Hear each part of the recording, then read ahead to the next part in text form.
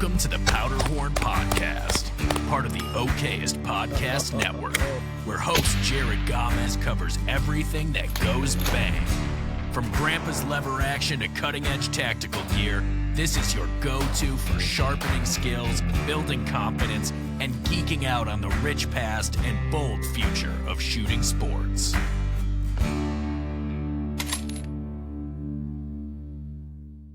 You know, Tim, I got to say, some of the best parts about this podcast is the parts of the show that happen before we decide to hit go. You know, before we say, hey, everyone, this is Jahred, one of the guys behind the scenes here at Okayest Shooter and one of the hosts of the Powderhorn Podcast, joined every other Sunday gun day by my good friend Tim Watts. Tim, here we are, man, 1 year later. Yeah, I feel like it's been a bumpy ride in a good way. For the most part, a lot's gone on. You know, we've had a lot of ups and downs, a couple turns. Hey, you know, I won't say I've had too many downs. I'm going to be honest. Podcasting it's hard. This is the easy part for everyone that's listening. We can get together and we can just spitball and talk, and there's all manner of fun and exciting things in the gun world to talk about. But it's as soon as we put the headphones down, and it's the editing it and the coming up with, the social media side to support it. And then also just scheduling all this, getting the long form episode is easy, but you got to post it to Spotify, to Apple. Then you head over to YouTube and you put a version of it up there and you put clips all over Instagram. I really wasn't prepared for that. Yeah. I mean, and I give you the credit. I'm fortunate enough to be able to hop on here and talk, but, a little bit on social media, not as much as I should be, but Jahred, you're kicking it, man. It's, and we had crappy, or at least I had crappy internet, and I think we got that resolved. So now we're up and running. A lot more consistent this year. We started back in, Thanksgiving timeframe. Been very consistent up until then. So guys, just, bear with us. We're gun guys. We have other hobbies, and we really do enjoy making this content for you guys, but it's hard. I said it a couple days ago. I would love a full-time editor for everything I do, from picking my clothes out in the morning to making sure I put the right ingredients in the food I eat to, all the social media posts that I do. I'm a typo king. I love slipping in my typos, whether they're on accident or on purpose. We blur that line. So, with the podcast, it's been up and downs. I'll say the downs are just kind of like technology-based parts, where it's the Wi-Fi isn't good enough. Riverside, we do this on Riverside FM. It's not a bad platform, but man, when it doesn't work, it just is an absolute turd. But when it works good, it's a phenomenal platform. So I do like using it. But yeah, this is like a year. I think we started First Shots. I had a SHOT Show. It was one of the preview kind of launch episodes, and here we are again, a little bit over a year later. We've grown a little, learned a little bit. Tim, I got to say congrats, man. You got engaged. What's, looking at the bags under my eyes and the stress that I have, what made you want to, pop the question to a lucky lady and kind of add that chaos to your life? You don't find a lot of people that are willing to hop on your roller coaster of life and take the ride with you. Finding someone that is supportive of this, supportive of what I do for work, my hobbies, and obviously I'm supportive of what she does. It's one of those things you don't want to pass up.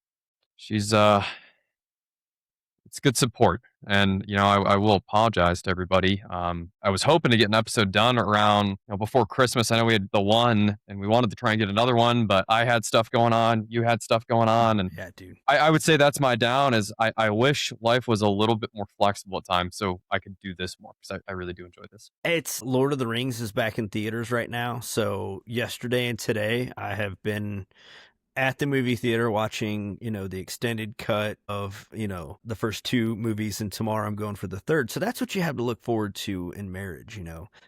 I hope that your fiance, when she becomes your wife, is maybe we'll go to the range with you and shoot some pictures of you because it's nice things to do. But the flip side is to that, although I do like Lord of the Rings, it's a great movie. Going to the range today would have been kind of nice, but instead I was eating popcorn and, watching a Legolas skateboard down the steps on the shield, chopping up orcs and urukais. So yeah, man, but congrats. It's a test, man. It's like owning a 2011. I'll be honest. It costs a lot of money to keep it running. It works when it wants to, and you're so proud of it and you love it so much, even though it just is going to be kind of the bane of your existence to a point. So that's the gun I would like in marriage. Your buddy asks if he can use it, you say no. Yeah, exactly. Like you never drop it, you just carry it around to show it off to your friends and be like, look what I got. How's it run? I ain't showing you that. Not too much in my neck. That's a weird way to preface the story we're going to tell later. Not a whole lot going on in my neck of the woods lately, but I guess let's dive into SHOT Show, because that's, this is like, I guess Christmas for the gun industry. We just went through Christmas. I didn't get anything under the tree that was gun related, too much. Did you fare out well, or did you just get... Dude, I had a great Christmas. Yeah. I got to spend it with her family, and they have some traditions that I got to take part in. Nothing gun related, but really Festivus? Were they a Festivus family, or... Yeah, festive, man. Yeah, nice. Matching pajamas. Oh, all right. Yeah, that's another thing you get to do when you get married. There'll be lots of those. So yeah, Christmas was great here too, but I'm looking forward to Gun Christmas, and that is SHOT Show. All the new products that are coming out. And the last couple of days has just been like, a boxing match. Every day you're hit with something new from a company, and some companies haven't really posted as much as I thought they would. So I'll let you kick it off. I'll say, gun company, someone that's dropped something that just knocked your socks off this year. In a good way or a bad way? Well, I mean, we could do one of each. Let's do one of each, because I've got plenty. I've been keeping my eye to the streets, so to speak. I guess my first, I'll start Negative Nancy first. I saw the new generation of SCAR rifles. I was a little disappointed by that. I was expecting something a little bit more innovative. That's a word we like to use, innovative. But hey, good for them. I think they've made a lot of fixes to the gun. That's what I was seeing. So, fingers crossed. We'll see what happens. I still hate the UGG boot stock, but I am all about the non-reciprocating charging handle on the SCAR 2.0. But there's a lot of times where a lot of people bag on Glock, and Glock is very mediocre in their updates. Finn is like the king of it. But they really package it really well. So the FN SCAR, even the 309, I think it's called the 309. I saw that. Kind of just kind of cool, but I was never a fan of the SCAR. Industry, we want a Bushmaster ACR.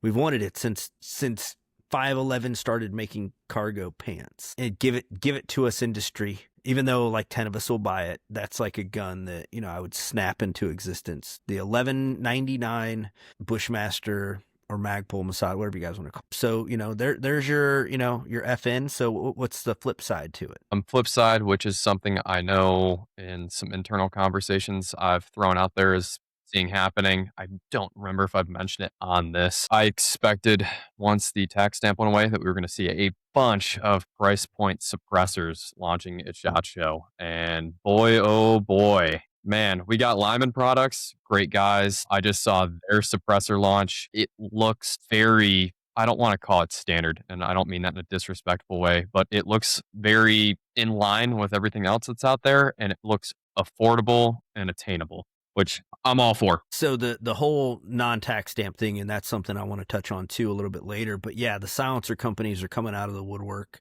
To see even Palmetto State Armory back in the silencer game, because they got out of it years ago. They're like, this is too much work, and then E-Forms came out, and they kind of were like, eh.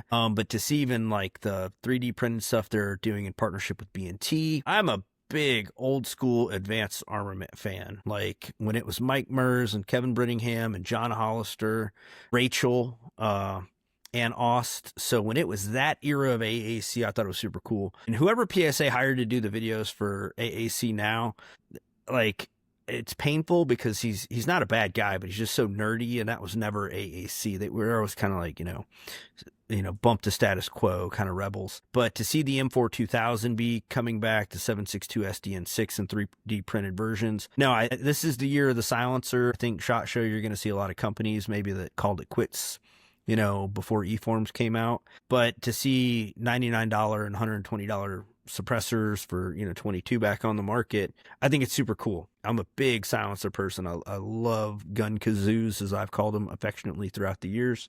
But to see the innovation, I don't want to say the innovation, just the people just rallying behind that industry again is super cool. Yeah, it's one of those, we give people a lot of crap. Oh, innovate this, make it better. We haven't seen a change. I think suppressors are one of those things that I'm happy to see a very simple product at an affordable price point. And I know And Lyman's doing one. I've seen some others out there. I'm good with it because I'm all for that being more attainable. the suppressor side of it, I like seeing both. I like seeing just the no nonsense hex nut in cap 22 silencer that's serviceable, it's bulletproof, it should be really relatively quiet, and it should be super affordable. But then I also see the innovation on the other end of the spectrum where we are 3D printing insane geometric patterns and shapes into baffle stacks that 10 years ago would have been everything back in the day was a cone or a K baffle.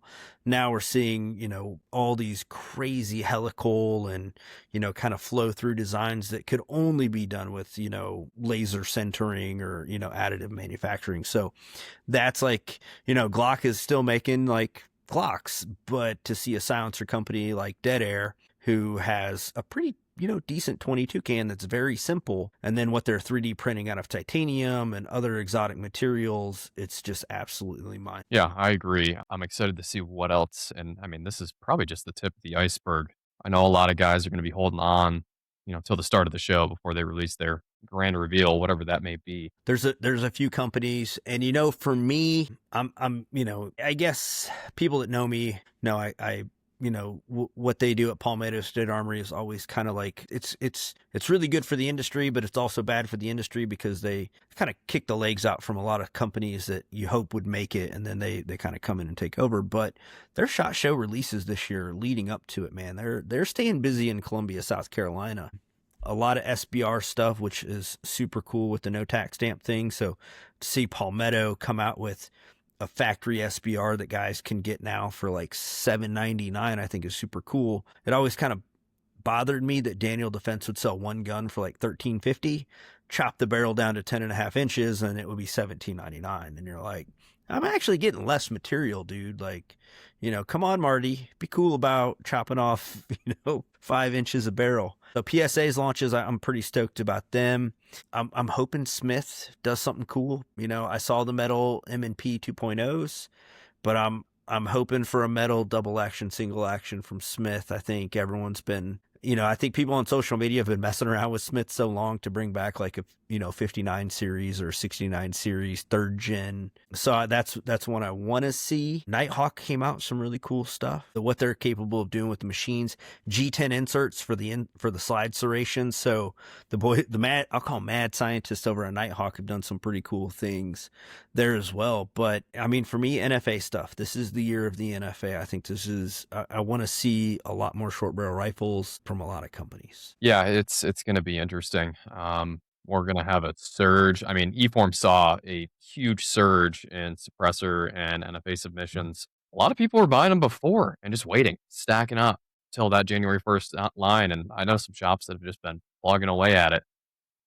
We're going to see that continue to go up. And I don't want to see anybody go down per se, but I'm intrigued to see what the inverse effect's going to be in 6 months to a year. That's one, out of SHOT Show. I think that'll come up later on. And I do want to, as we get towards that part of the episode, I have a really good talking point that I want a lot of people to understand and know about, the big silencer companies that offer form gateways. And then now everyone's using eForms. But, for SHOT Show, to go back to it, one of the things I think this year that I really like, man, I'm just chomping at the bit for it. Someone to come out with just more direct mount optic cut guns. I'm new to optics. Haven't really done a whole lot with them in the past, and I've been buying guns this year because I'm gonna, I've been making the joke a near-death experience will change you.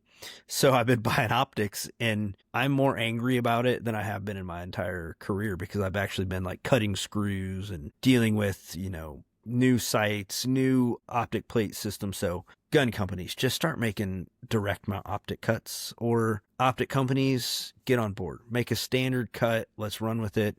Cause I hate that. So out of SHOT Show, that's what I'm waiting for. Even though I won't be there, I'll be like watching the Super Bowl, sitting on the edge of my couch, like, come on. Oh, screw you, aim point. Like, I've why? I've seen more and more improvement with the optics cuts that are being put on guns. I'd say the Glock Gen 6 is going to be a huge example of that, getting away from their MOS system, which was no bueno. Um, I it actually, wasn't. I just dropped a SCS Holliston on a Glock So the today. direct mount is great, but Yeah. when you start to use their plate, you get a Yeah. little bit of a leverage point, and I had seen it on one that I got, and that's an easy fix. Go buy an aftermarket plate. That's what I did. But they fixed it. That's something they changed on their Gen 6 model. I have seen Holosun releasing some more optics to fit proprietary footprints, which it's good, but it makes it very hard for somebody to go in and, we know a fair amount about guns. If somebody doesn't know as much, it's easy to make a mistake. I have done it. I mean, I still do it, and optics are. I think that's why I've always kind of avoided them. Everyone I know tinkers with them too much. It's, you got to find the screws, you got to find the right mount. Glock. I think at one point they had like the MOS 5, the MOS 7, the MOS. So you had three SKUs that you could get. Like my buddy has one that's like a direct mount, aim point P2 mount. And then the one I bought is just regular MOS, and then now with the Gen 6s. So that's what I hate, that it is evolving so much that, some people are going to be left with a bunch of outdated or obsolete optics at some point. So even for me, I'm running them, I'm learning them, but I still I just hate them. I like it when it's on the gun. I like this. That works. Yeah, I hate the 30 screws and 8 Allen wrenches, and the fact that I'm like running down to my shop and, using a belt grinder to grind a screw down millimeter by millimeter till I get the maximum amount of thread engagement versus going from like a 10 millimeter screw down to a 6. And I'm like, man, there's 4 mils of screws. So I think that's what I want, industry. Give it to me. Give me a standardized optic footprint that I can use, or optics that don't need so many plates and screws. One optic I got, I won't name the company, but there was like 50 screws in the box with that thing. Like they included, it looked like a Fastenal vomited in the box. And I was like, what? There's like all these screws, and I need Does two. Start with a V. I need two with, the whole box. So I think that's for me. I'm bummed I'm not going this year, but I'm gonna be honest, man, shit happens sometimes and you just can't avoid it. So Yeah, I'll kick this one off. So we're both not going to SHOT Show and some weird second dimension shenanigans. I don't know how we managed that. Not on my bingo card whatsoever. A lot of people, make the bingo card joke.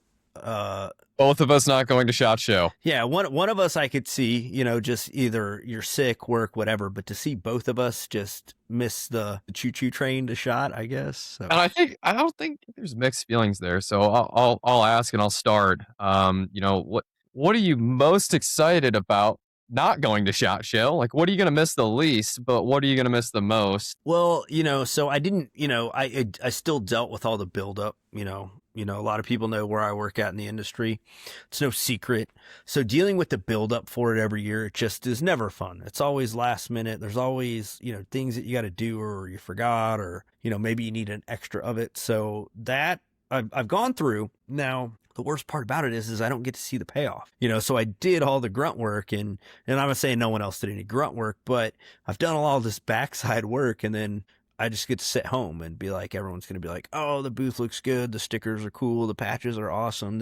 And I'm going to be at home like, oh, this sucks, So they're like, oh, okay, well, this is what it's like.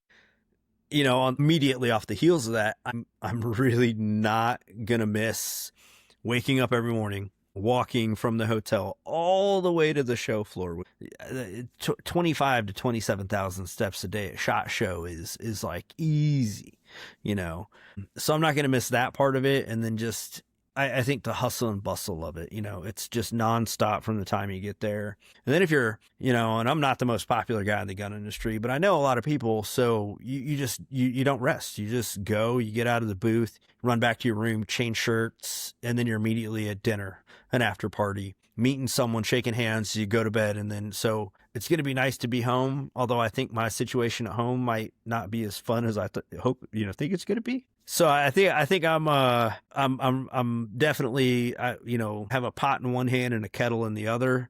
They're both not that great, but that's me. I'm just, I'm going to miss the payoff for all the work that we've done leading up to it. And that sucks. Yeah. I mean, to your point, when Jahred says it is go, go, go, he does a lot on the talking to people from various areas. It's constant. And I've seen it. Saw 2 years of it for you. You are always talking to somebody on a camera doing something. My SHOT Shows were busy, but not that busy. So And I can understand where. And I love that. I love talking shop at shows. Like, that's my element. I don't mind the social media side and being at home in front of a computer, but man, when I get to go to shows, hang out with people, that's like, I think that's why I'm in the industry. I think, honestly, the more I think about it, free guns are cool. Free optics are cool, free holsters. Just saying, anyone out there that makes holsters, free holsters. But really, I like going to the range days. I like being in the show booth and just meeting the people that make all this happen. I'll get mine. I'll tell you what my good pros and cons, I guess, are to not going, and then don't let me forget about holsters. Funny side topic story. But anyways, I think avoiding the SHOT Show crud after getting pneumonia last year. Yeah. I'm so happy for that. I apologize to anybody that saw me at the booth and saw me or talked to me. I did not know. I just felt like crap. Shout out to TC, who does a lot of the social media over at Smoky Mountain. Was okay with it. I powered through an interview for him, and he was extremely thankful. But yeah, I just feel bad. I felt bad. I felt bad for the people that were exposed to whatever I had, and it was suffering. So yeah, and the flip side of that is, it sucks not going. You get to see a lot of awesome people that you don't always get to cross paths with. Even if you're walking to the show floor or back, and you cross path, hey, how's it going? Aaron at Xavier, I don't think I actually got to talk to him, but we passed each other like 6 times. Hey, how's it going? Good, yeah. Keep going on. And I think those are the moments at that show that kind of like, okay, this is why I'm here. Yeah. We're all here together to bring our industry up, and that has some payoff. I totally agree. Yeah, no doubt. Now that I'm really talking about it, I'm just like getting more and more upset about it. Like, I'm like, damn, like I really wanted to go this year, and like I said earlier, man, just things get in the way of this opportunity. And I feel like every year I've gone, I've had flights that have been rediverted. I've had luggage lost. Every year going to SHOT Show has always for me kind of been like a task. And this year it was like, okay, it's, yeah, just old karma. We'll call her karma, fate, Mother Nature. I don't know what to call it, but she's a fickle one there, and she's threw me a curveball this year. So it'll suck not to go, but I think it'll be cool just to kind of see how everything plays out and just be like, man. And then I'll see you NRAs right around the corner, and a bunch of other shows. So we'll get back out there. We'll see some stuff. We will be back. Yeah, the holster thing that you brought holsters up. My fiance's family is from Virginia.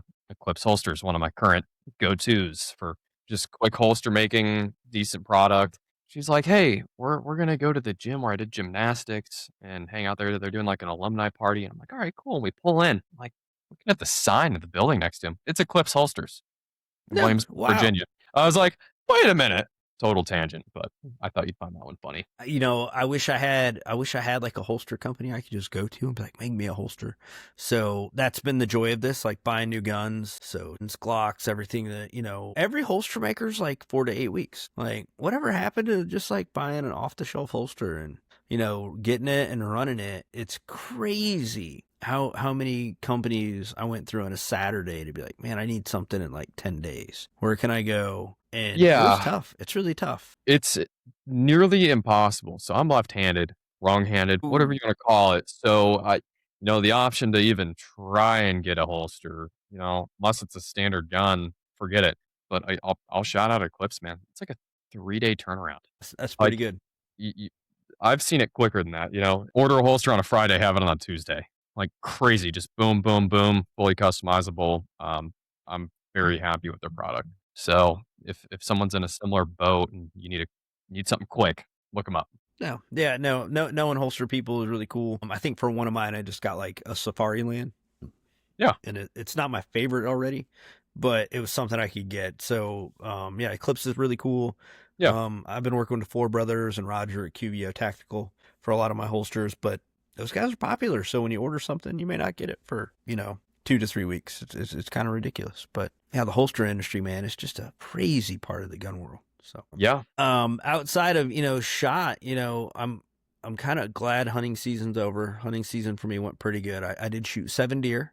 So I filled the freezer. It was really cool to tag out in South Carolina for the first time in, a long time.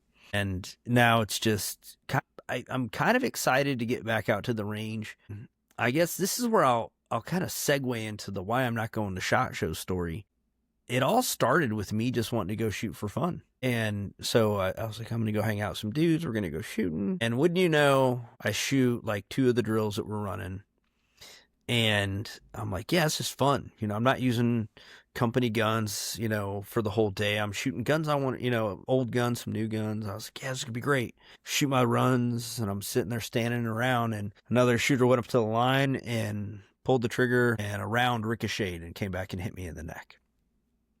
And So it wasn't even your shot. No, it wasn't even me shooting. Okay. I was standing. I've heard a little bit, like, I know it happened. I was like, hey, you good? And that's kind of where we left it. So, this is we'll do first for me. My plan is to do a full episode on this. So, but it's why I'm not going to SHOT Show. And the short of it is I went to the range, and it was a relatively safe range. The nothing around was like, oh yeah, we got to worry about ricochets and spalls. Really soft backstop. No steel was up, but we were running pistol, shooting cardboard targets. Got done with that, and we were like, we'll run some rifle drills. So you're going to run a couple, kind of practicing IDPA, 3-gun type stuff. And we all did a couple pistol runs, and then we got switched over to rifles, and I was the first one to shoot. I actually shot my rifle, did it the run. I was like, heck yeah, it feels good.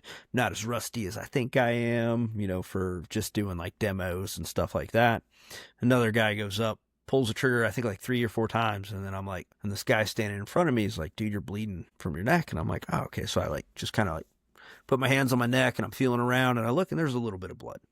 And I'm like, oh yeah, like just, a little bit of spall. That's the crazy part, Tim, is I've been in the gun industry so long, and I've been to so many like range events where there's steel or whatever. I've been hit with so many pieces of ricochet and spall that you just like, you shrug it off. You're like, oh yeah, whatever. Oh, yeah. Like, yeah, I'm good. Yeah, I've been hitting the arm, a little bit of blood. Yeah, we're good. Keep going. Trigger Con. Remember the year at Trigger Con? Like jackets were getting peppered with them. And so I'm standing there, and this guy I'm talking to, he's just like, you good, man? I'm like, yeah, I feel, and a little burning sensation, but I'm like, oh yeah, just gonna burn for a minute.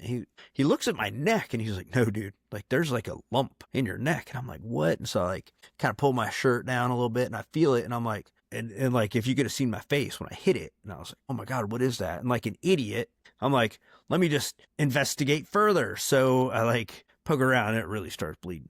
And I'm like, this guy just gets real big wide-eyed. We call ceasefire. And then everyone's kind of looking at me, and they're like, what happened? And I'm like, I think I was hit. I was shot. They're like, what?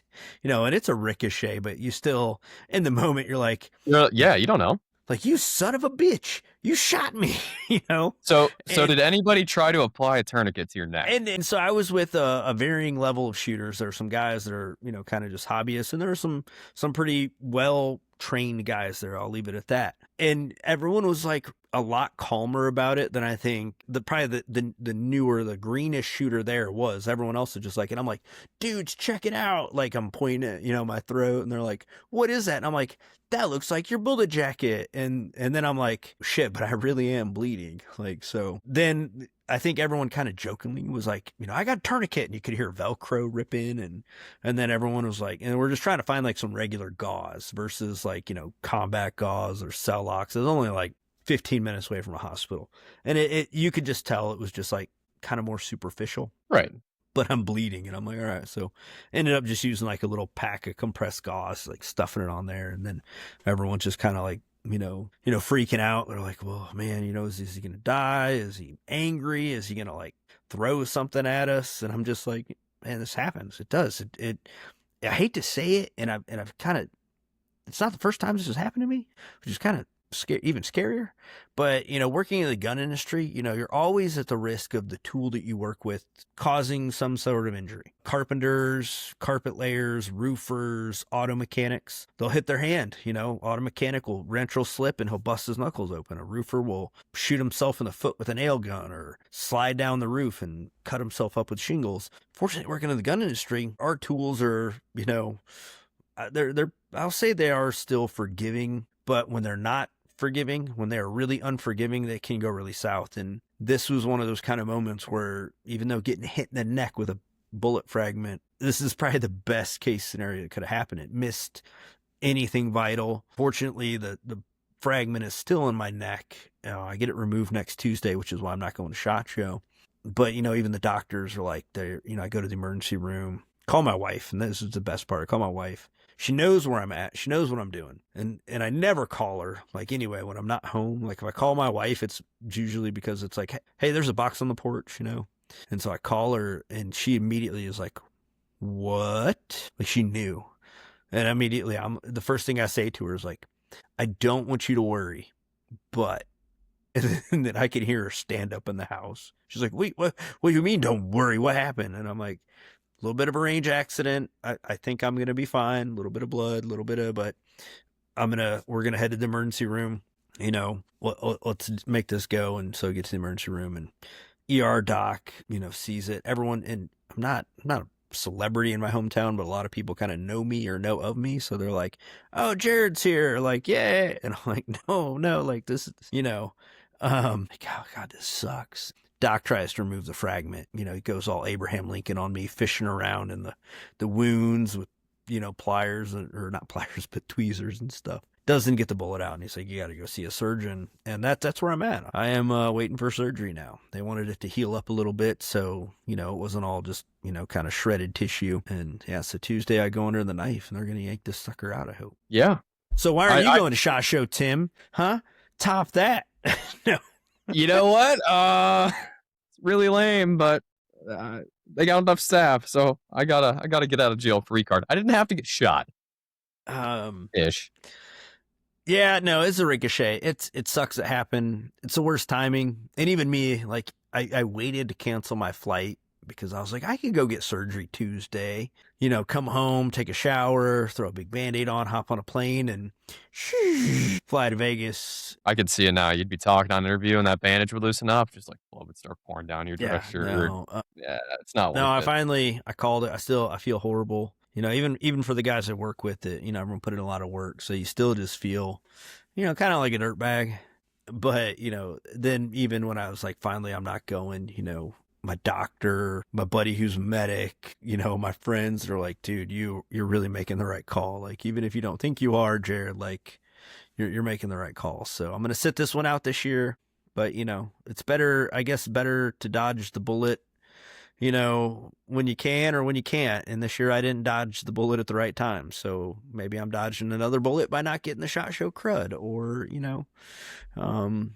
getting beat up by the little Mexican, guys with the little flippy cards on the strip, and you try not to be rude to them. They're just doing their job. But at a point, you're like, come on, man, back up. Give me some space. I don't need your little flippy cards. I've seen this on the internet before. It's okay. Yeah, man. Yeah, I learned about that. And Jahred and I, we talk quite a bit. But yeah. I mean, there's times when we might go a couple weeks. We're busy. We got life going on. And I just remember opening Facebook. I think I might have been in San Diego at that point, but I just remember opening Facebook and going, what? And I think I just texted you hey, are you good? You're like, yep, all good. I'm like, all right, we're good. That's it. Leave it there. Yeah.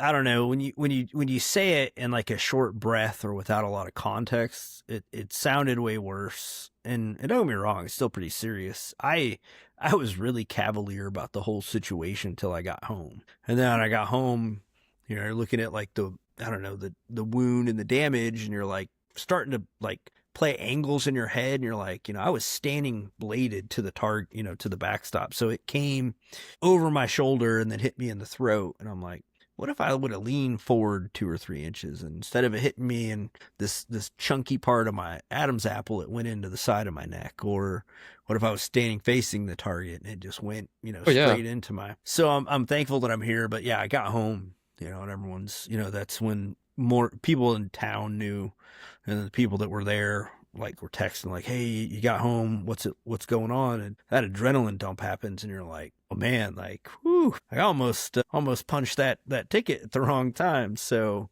I'm thankful that I'm okay. Sometimes your range can be super safe. You can think you're doing everything right. You're with experienced people. You have the medical gear there. You have the training, and you can do everything right. And fate steps in, or whatever you want to call it, and puts it's one of chunk those. copper.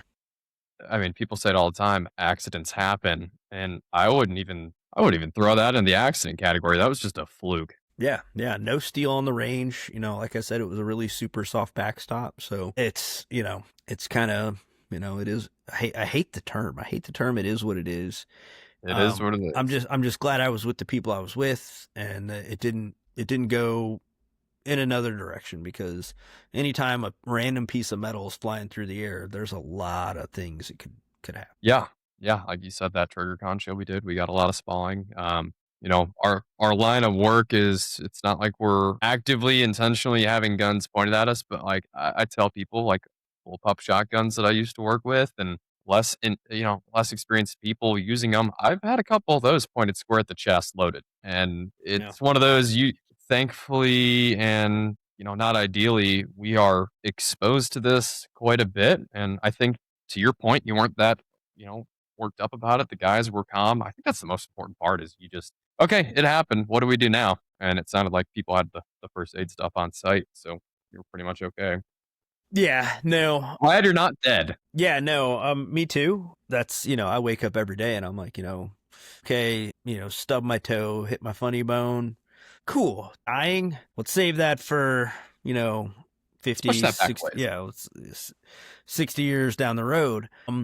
So we are going to plan kind of a more in-depth episode. We're going to talk about range safety, range accidents. My goal is to have my buddy Dietrich Easter, you guys may know him as Skeety Medic, on that episode, so we can kind of talk about a baseline of what people should have. And a saying I've always used is you should have the tools and the training to treat the mechanism of the injury of the tools that you're using around you. So if you use a chainsaw, you should probably have the tools to deal with chainsaw cuts, burns. If you use hammers and nails, cutting tools, same thing, guns, it's especially important. So that's going to be a future episode, but it's crazy how every year when SHOT Show comes around, I don't know who to call it, but I've had flights diverted, I've had baggage lost, and then this year it's like, at some point I just need to stop trying to go to SHOT Show. I think it's the universe, man. They're like, it's you're escalating not going. every yeyear. It's like a flat tire, and then the next year it's like, oh, massive snowstorm. So it's like at some point, it's literally just going to be like a tornado. I'm going to open my front door and there's going to be a tornado circling around. Like, Lee, step into your front yard, Jahred. I dare you. I'll be like, what? I'm just going to go back inside now. Boy, yeah, it's interesting to look at, but this is where we are, and we're going to run with it. We're not take it and run with it. Still gonna go shoot guns. Kind of hoping to shoot guns this weekend. Didn't happen. Just was tinkering on the workbench, before we got going with some stuff. I got some grips from MJD Solutions to put on some of my double stacks, which are really nice grips. I didn't know my hands were as soft as they were until I got an MJD grip. Those are some grippy boys. Matthew over there is making some cool things. The machining that he does to these is super cool, but they are grippy. I like my Gen 5 Glock grip. Just enough. I can hold on to the gun, doesn't run around, and but these MJD grips, man, they're like little cheese graters. Yeah, I've there's a lot of mixed opinions on that one, but I do like some. What? How soft my hands are? Who you been talking to? I know what's up. Yikes. So outside of, so we're back. Been doing this a year. SHOT Show's coming up. NRA is going to be right around the corner. We talked a little bit about, SHOT Show, as we always should, is such a big, important thing. And if you're going to SHOT Show, guys out there, get the swag, have fun, hydrate, emergencies. I put somebody onto the Vicks shower, vapor tablets, you throw them in your shower. I'm like, if you're at SHOT Show, drop those in there. So, so if you're a consumer or someone going to SHOT Show, Tim, what do you got for them? We've talked about this before, but if you had like a little pep talk, if you could set them down on the bench in the locker room, be like, all right, boys, we're at the 5-yard line. What are you going to tell people for SHOT? I saw a post that was exactly the opposite of this. No, comfortable shoes, multiple pairs, emergencies, vitamins, water, liquid IV. It's funny. All my friends are like, oh, you get to go to Vegas. I'm sure you go out and party it up. I was the opposite of that. I have not partied in Vegas. I would get there, work all day. By the time you take your shower, get dinner, back to the room, done. You want to go out and enjoy the after show stuff? Soak it all in. Just, you might pay the price. I think as consumers or dealers that visit, they have a little bit more leeway because they can sleep in. Us as guys who work the show, you got to kind of choose your battles. Go have a cocktail or two, but yeah, definitely take care of yourself when you're out there. But no, I'm going to go the opposite way. If you're visiting the show as a consumer, go there, go crazy. The only thing I'll tell you is, comfortable shoes, liquid IVs, maybe one of the little folding dollies so you can cart back to your room all the swag that you're going to get. But don't sleep on any of the after parties, whether it's guns.com, Holosun, Aim Points, Staccatos, Cry Precision always does a crazy party. So if you could find your way into some of those parties and you're only going to go to SHOT Show one time, swing for the fences. Like, go out there and do it, because you'll go home and be like, I'm never doing that again. But then next January 15th, you're going to be like, all right, boys, it's time to dust off the old sombrero and put the 6-gun on and get back out there and do it again, because it is the Wild West, but it's such a cool time. Yeah, no, definitely.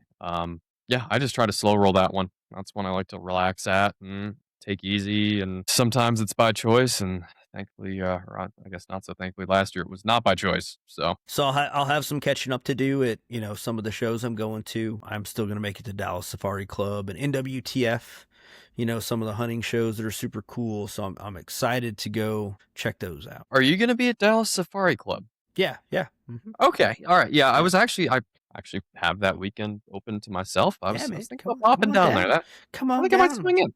Yeah, Dallas Safari Club is it's so ridiculous because you'll have the guy that's selling like bags of beef jerky. You'll have a Rolex dealer. You'll have a place where you can sign up to go, hunt an elephant for $100,000. Bell Helicopter has a booth. And then there's like normal gun companies, not like, crazy high-end ones. So Dallas Safari Club is a very eclectic mix of people, not as crazy as SHOT Show and the whole vibe that's going on there. But I think Dallas Safari Club, that's in Atlanta. It's different. If you're in the area, check that thing out because it's a cool show. It really is. Yeah. It's funny. I talk about SHOT Show. I take SHOT Show easy. Dallas Safari Club did not take it easy. We went the opposite on that one. So not doing that this year. I think I'm just going to go down, catch up, enjoy it a little bit. Yeah. I've got my safari hunt that I'm on the hook for. So yeah, that's always something to do. So looking at the year ahead, Powderhorn Podcast, we're going to try and stay a little bit more consistent for you guys. We're going to be going out and checking out some cool events. Some of them will be working them, some we'll just be hanging out at. I think I'm super stoked this year. PSA gathering in the summer. So I want to hit a lot more events. I also want to go do some crazy shoots that, maybe it's not like my shooting discipline, but I kind of want to go to the CMP's D-Day matches. So it's like 1911 M1 Garand. It's the first weekend in June. I think that one would be super cool. I got M1 Garand. I got a cool 1911. Don't know how to shoot the way that they shoot, but I'm just going to show up and wing it. I think I'd like to, I don't know. I'm a hunter and I do long range, but PRS for some odd reason is like calling me. So it's funny you say that. My proof research gets here Tuesday. I've been spending a lot of time. I never thought I would do so much research on a bipod. Yep. And what's funny is all the research I've done, I have come to the conclusion I'm going to buy a Magpul bipod and rock it until I physically get to put my hands on something that I think is better. It's honestly, the bipods are cool, but get you like a good bag. Armageddon Gear makes some really cool, like, I don't know. I don't even know the shape to describe them, but they're almost like they're, I don't know, shaped like a diamond or a square. Yeah. But you can throw them on the hood of your car. You can throw them on a barricade. You can throw them over. So I prefer bags over bipods because you don't have to flip the legs out. You can just keep your shooting sock, your bag, throw it on whatever, and then you just get like that purchase of it. I'm a bagger versus a bipodder. A good backpack is, a way better rest anyway. Even when I go zero guns, I just use like bags of deer corn that are in my truck for the hunting lease, and I just stack them up good, solid. But yeah, I want to go shoot some matches just for fun. I'm not expecting to win or be a grand champion, but just get out there and mix it up. And that's actually, Tim, a good way to see. You'll see guys with their setups, and they'll tell you what they're running and let you know what's happening. Well, yeah, picking that up Tuesday. I'm gonna get the gun set up. Got my glass picked out, so I'm gonna just get it all put together. I've got a Savior shooting mat that they had sent out to me. Reason I want the bipod is because their shooting mat's designed to drive the bipod into With the little pockets, yeah. Yeah, it's got the pockets there. So I have not done a ton of prone shooting, and there is a range about an hour and a half away from me called Dead Zero, 1,000-yard range, and they got the little tablets to show hits. So I'm gonna go out there. I'm gonna try and What not caliber? Well, what are you gonna shoot? It's a 308. Heck yeah, yeah. Yep. I have I've been on a tear with 308 lately because a lot of people are like, 6.5 Creedmoor, 6mm PRC. I'm like, man, 308, and I've started calling 308 7.6 Creedmoor because when you talk about 7.6 Creedmoor out loud, it sounds amazing. Have I done the 7.6? You've talked about this one, but I agree. Yeah. I'm in agreement. So you have this caliber. It's been in development for almost 75 years, guys. All right, 30 caliber. All right, uses a standard bolt face and has a readily available magazine. It shoots bullet weight grain from 110 grains all the way up to 200 subs and supers. It's such a good round that even the government has spent 50 years, testing it. Army marksmanship unit. And it's a super cool round. And you can go to Walmart and find multiple loads available. I'm not saying that 300 PRC or even 6.5 Creedmoor is not a bad round, but 6.5 Creedmoor, you only get like 130 to about 160 grain bullet weight. And if you went to your local Walmart, you're only going to see like 2 or 3 loads available for it. So if you're interested in the most uncutting edge round in the market today, check out 7.6 Creedmoor. That has been it from day one. When you say that out loud, you're like, man, that would make a really good commercial. Somebody brand 7.6 Creedmoor. I bought the domain like immediately. I was like, no, that's, That's mine now. Yeah. But yeah, no, I'm excited for that. It's going to be a great gun. Shout out to the guys, Proof Research, that helped me get my hands on that one. Yeah, no, I think that'll be cool, man. Long range is, I don't even want to say like long range, even if you're only shooting out to like 300 to 700 yards. Once you add a little bit of wind into it, it becomes cool. Like, and when you can get on target first round because you've shot it, and your data. Long range to me is like, that's what I love about it. Like, I don't care about like these tiny groups a lot. It's more about knowing your rifle, knowing your ammo. So when you see a piece of steel at 625 with a quarter value wind, you're like, oh shit, like I can make this hit. Yeah, that's what I'm going to be after. I'm going to start it close and just work out, and we'll see what happens. I've got some people that are going to show me the ropes and hopefully get me on target. Heck yeah, man. That'd be cool. I think, for heading into SHOT Show, we've talked about the products we're looking forward to most. Some of the things we're like, meh. And then, we're also looking at the year ahead. So if you guys like what you hear, head on over to wherever you digest your podcasts at, whether it's Spotify or Apple Podcasts, and look up the Powderhorn Podcast, because Tim and myself will be here most every other Sunday gun day. We may pop in a few extra episodes and some live streams throughout the year. If you want to be a guest on the show, head on over to okayashooter.com. You can find the schedule. Sign up. We'd love to have you on the show. You can also find some really cool swag.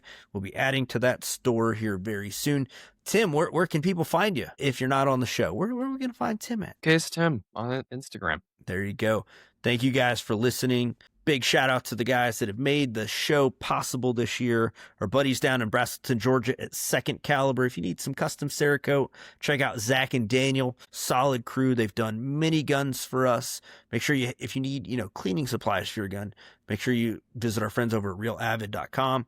If you're out in the woods and you're hunting and you need the best cellular trail cameras on the market, Moultrie.com is where you should head. Until next time, guys, I am Jahred, one half of Okayest Shooter, joined every week by my buddy Tim. Tim, leave him with something good. Oh, That's not good, man. That's just a deep breath. I've got nothing. I mean, hell, just it's 2026. It's a new year. Get out, shoot, enjoy it, and don't take it for granted. That's all I've got. Live life to its fullest. Is silence. That too. There's no reason not to at this point. There's never been a reason not to.